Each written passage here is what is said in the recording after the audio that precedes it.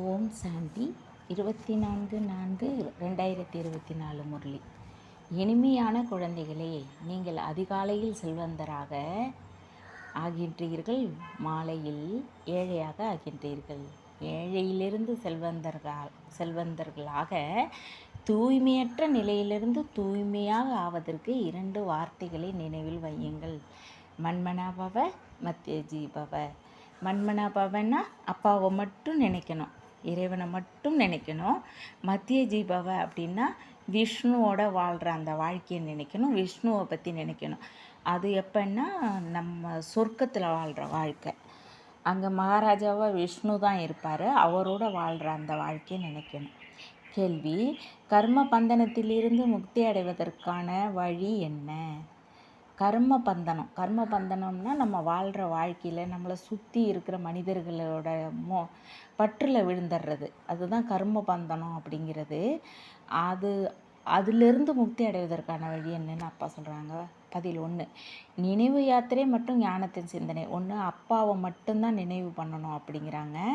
ஞானத்தை சிந்தனை பண்ணணும், அப்பாவோட இந்த முரளியை சிந்தனை பண்ணணும், மன சிந்தனை பண்ணணும்.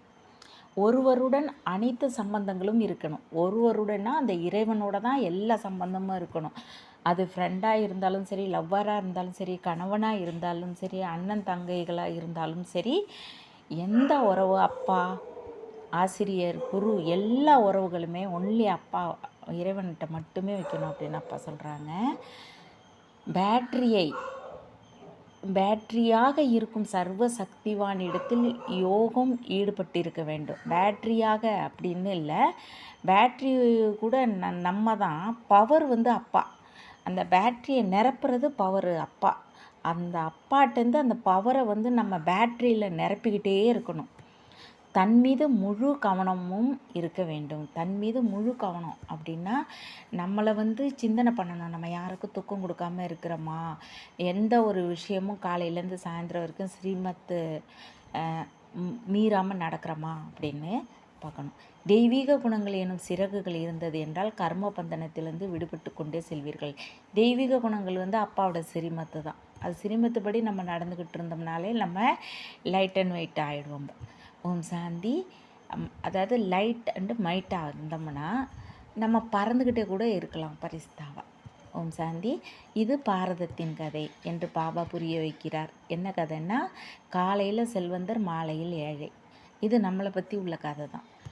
அது ஒரு கதையாக கூட இருந்துதான். காலையில் செல்வந்தராக இருந்தார் அப்படின்னு ஒரு கதை கூட இந்த பாரதத்தில் ஆரம்ப காலத்தில் இருந்துச்சு. அது நம்மளை பற்றிய கதைங்கிறது இப்போ தான் நமக்கு புரியுது. இந்த விஷயங்களை நீங்கள் செல்வந்தர்களாக இருக்கும்பொழுது கேட்பதில்லை. ஏன்னா நமக்கு சத்தியுகத்தில் இதை பற்றி எதுவுமே தெரியாது. ஏழை மற்றும் செல்வந்தர்கள் பற்றிய விஷயங்களை குழந்தைகளாகி நீங்கள் சங்கம யுகத்தில் தான் கேட்கின்றீர்கள்.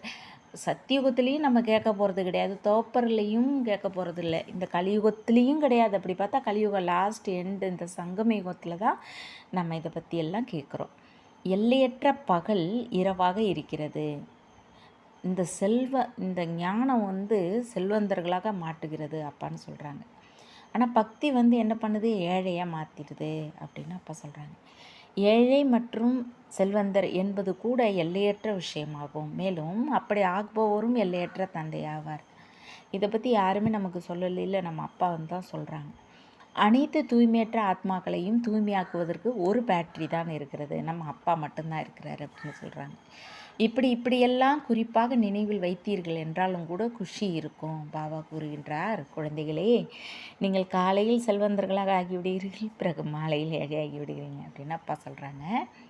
தூய்மையற்ற நிலையிலிருந்து தூய்மையாக, ஏழையிலேருந்து செல்வந்தராவதற்கான யுக்திகள் எல்லாமே நம்ம அப்பா தான் நமக்கு சொல்கிறாங்க. இது புருஷோத்தம சங்கம யுகம் என்பதையும் குழந்தைகள் தெரிந்துள்ளார்கள். இங்கே யாரெல்லாம் அமர்ந்திருக்கிறார்களோ நீங்கள் அனைவரும் சொர்க்கத்தில் கண்டிப்பாக வரிசை கிரமமாக செல்வந்தர்களாக ஆவீர்கள். ஒரு வாட்டி பிரம்மா பாபாட்ட 7 நாள் கோர்ஸ் பண்ணிட்டோன்னு வச்சுக்கோங்களேன், இந்த பிரம்மகுமாரியில் கட்டாயம் அக்யூரேட்டாக நம்ம சொர்க்கத்துக்கு போகலாம். அதில் எந்த மாற்றமும் இல்லை. என்ன, புருஷார்த்தத்தை அதிகமாக பண்ணோம்னா ராஜா மகாராஜா இப்படி வாழ்ந்துட்டுருக்கலாம்.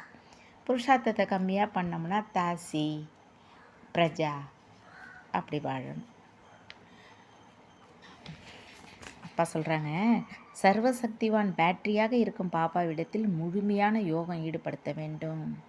அவருடைய பேட்டரி ஒருபோதும் குறைதல் ஆவதில்லை. ஏன்னா சார்ஜ் குறையிறதே கிடையாதான் அப்பாவோட.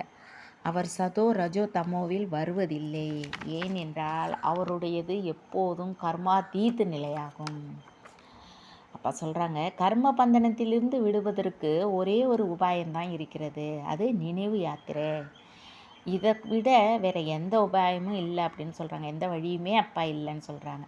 சொல்லப்போனால் பக்தி மென்மையாக்குகிறது.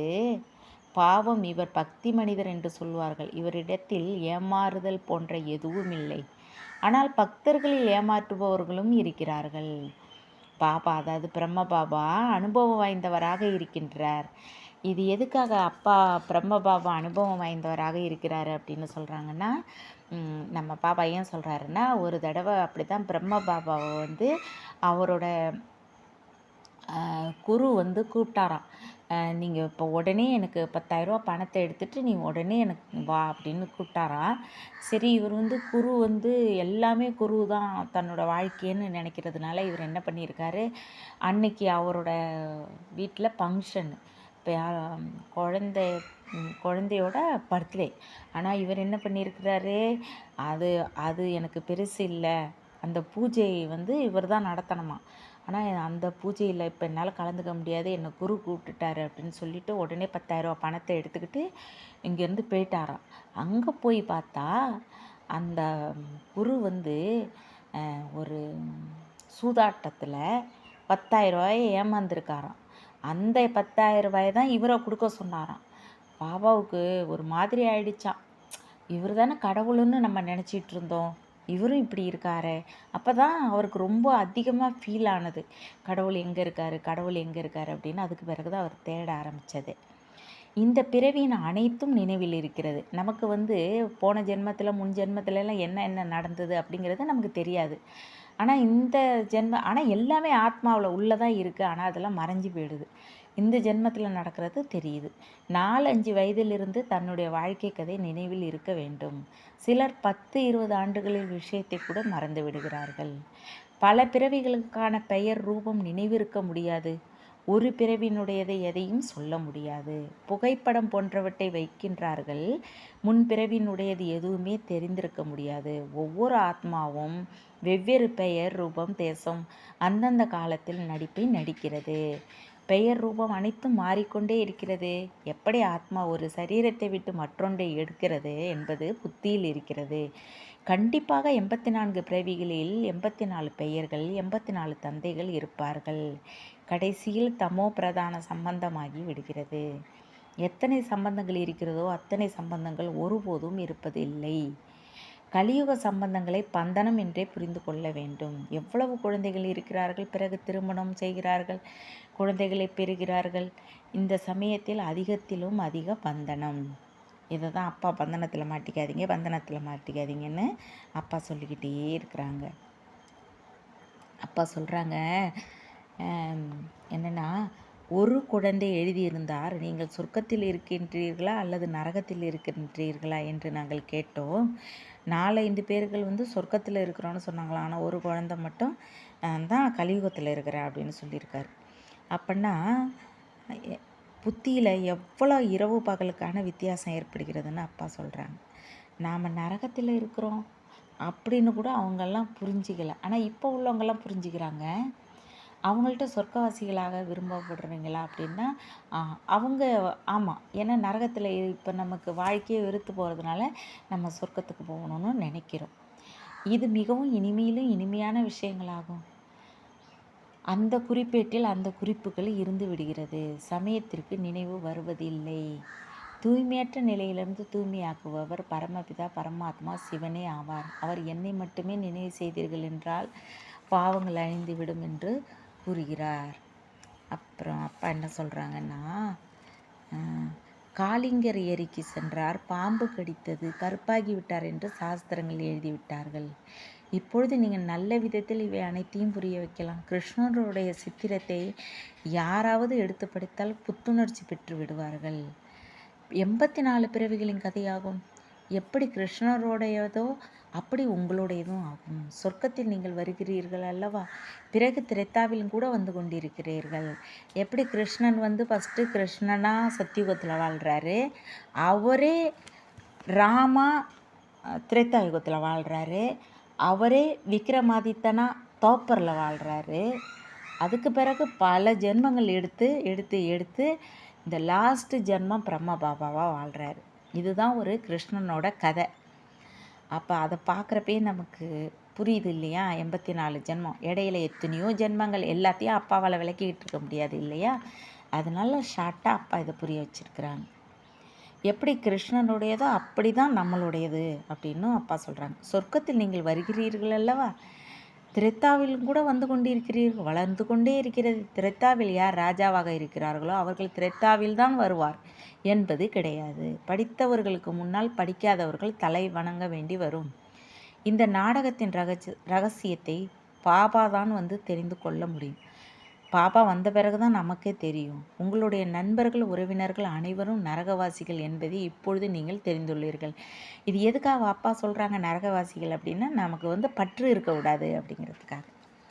நாம் புருஷோத்தம சங்கம யுகவாசிகளாகும். இப்பொழுது புருஷோத்தமர்களாக ஆகி கொண்டு இருக்கிறோம். வெளியில் இருப்பதற்கும் இங்கே 7 நாட்கள் வந்து இருப்பதற்கும் நிறைய வித்தியாசம் இருக்குது. அது எங்கள் அப்பா சொல்கிறாங்கன்னா மதுபனத்தை பற்றி சொல்கிறாங்க. அன்னங்களின் கூட்டத்திலிருந்து விடுபட்டு கொக்குகளின் கூட்டத்தில் செல்கிறீர்கள். கொக்குகளின் கூட்டம்னு சொல்கிறது இந்த கலியுகத்தில் வாழ்கிற மக்களை பற்றி சொல்கிறாங்க. கெடுப்பவர்களும் நிறைய பேர் இருக்கிறார்கள். நிறைய குழந்தைகள் முரளியை பற்றி கவலைப்படுவதே இல்லை. பாபா புரிய வைக்கின்றார், அலட்சியம் செய்யாதீர்கள், நீங்கள் மனமுள்ள மலர்களாக ஆக வேண்டும். ஒரு விஷயம் மட்டும் உங்களுக்கு போதும், நினைவு யாத்திரை. இங்கே உங்களுக்கு பிராமணர்களின் சேர்க்கை மட்டுமே ஆகும். எங்கே உயர்ந்தாலும் உயர்ந்தவர்கள், எங்கே கீழானவர்கள். பாபா கொக்குகளின் கூட்டத்தில் நாங்கள் ஒரு அன்னப்பறவை என்ன செய்ய முடியும் என்று குழந்தைகள் எழுதுகிறார்கள்.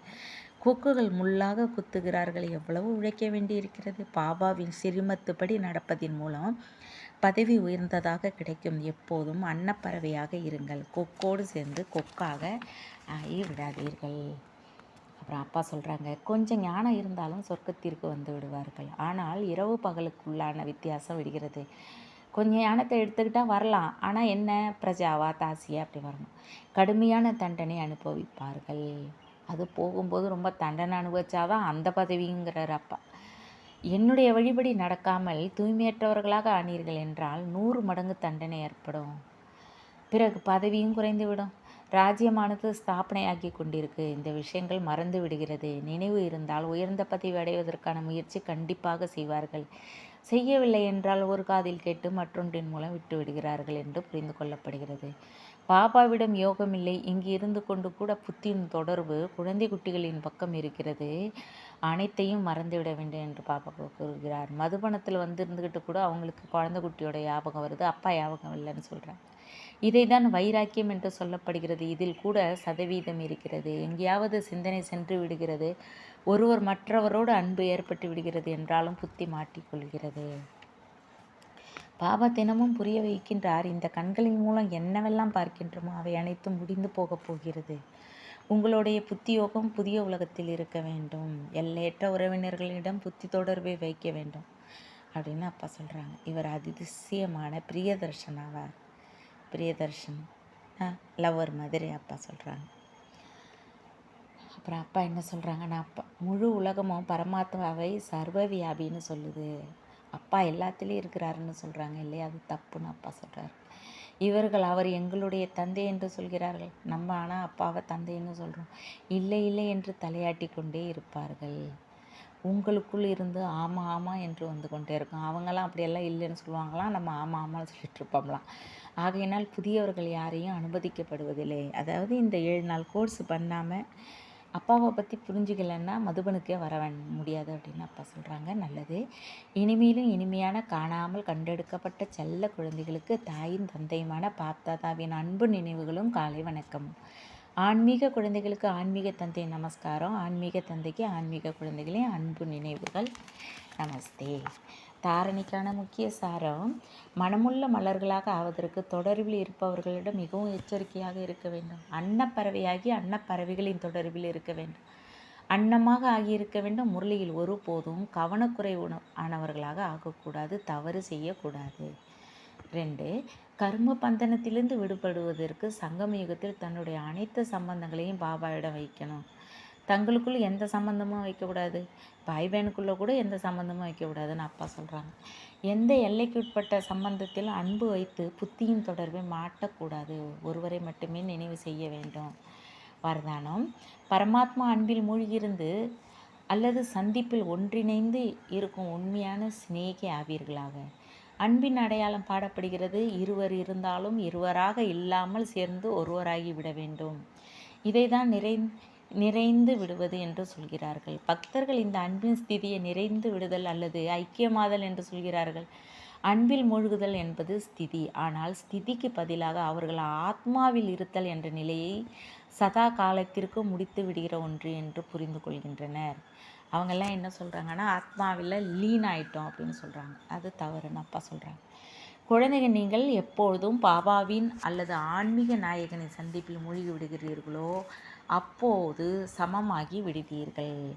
ஸ்லோகன்: வீணான எண்ணத்தின் மீது யார் மனதில் மௌனமாக இருக்கிறார்களோ வீணான எண்ணத்தின் மீது யார் மனதின் மௌனமாக இருக்கிறார்களோ அவர்கள்தான் உள்முக நோக்கில் இருப்பவர்கள். ஓம் சாந்தி. அப்பாவை உள்ளுக்குள்ளேயே நினச்சிக்கிட்டு இருக்கணுமே தவிர வேறு எந்த ஒரு வீணான எந்த ஒரு விஷயத்திலையும் நம்ம மனம் போகக்கூடாது அப்படின்னு அப்பா சொல்கிறாங்க. ஓம் சாந்தி.